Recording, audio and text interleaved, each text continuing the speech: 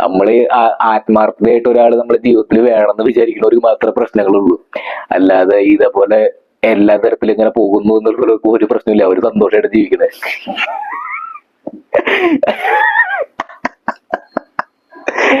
തമാശ തന്നെ.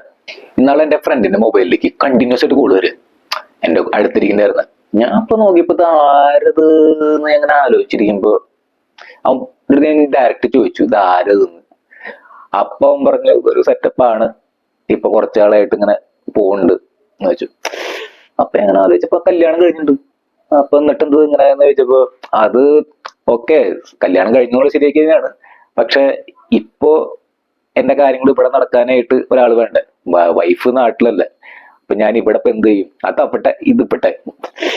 യോ, അതിങ്ങനെ കേട്ട് ഇങ്ങനെ ആലോചിച്ച് അത് ഞാൻ പിന്നെ അങ്ങനെ വിട്ടു. അത് കഴിഞ്ഞ് കുറച്ച് ദിവസം കഴിഞ്ഞിട്ട് ഞാൻ വീണ്ടും ഇതിനെപ്പറ്റി അങ്ങനെ കുറച്ച് കാര്യങ്ങൾ വീണ്ടും അറിഞ്ഞു. ഈ പെൺകുട്ടി ആരാന്ന് പറഞ്ഞു. പെൺകുട്ടീനെ പറ്റി അറിഞ്ഞപ്പോ ഈ ഈ ഇവനെ മാത്രല്ല ഒരു ഒരു 5-6 കൂടി കൊണ്ടുനടക്കുന്നുണ്ട്.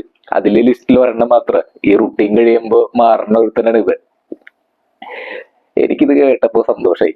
പക്ഷെ ഇത് തമാശ എന്ന് വെച്ചിട്ടുണ്ടെങ്കിൽ ഇവർക്കൊന്നും ഒരു കുഴപ്പമില്ലാണ്ട് ഒരു സന്തോഷമായിട്ട് ജീവിച്ചു കൊണ്ട് ഒരു കുഴപ്പമില്ല. നമ്മള് ആത്മാർത്ഥതയായിട്ട് ഒരാൾ നമ്മുടെ ജീവിതത്തിൽ വേണമെന്ന് വിചാരിക്കുന്നവർക്ക് മാത്രമേ പ്രശ്നങ്ങളുള്ളൂ. അല്ലാതെ ഇതേപോലെ എല്ലാ തരത്തിലും ഇങ്ങനെ പോകുന്നു എന്നുള്ള ഒരു പ്രശ്നമില്ല. അവര് സന്തോഷമായിട്ട് ജീവിക്കുന്നത്.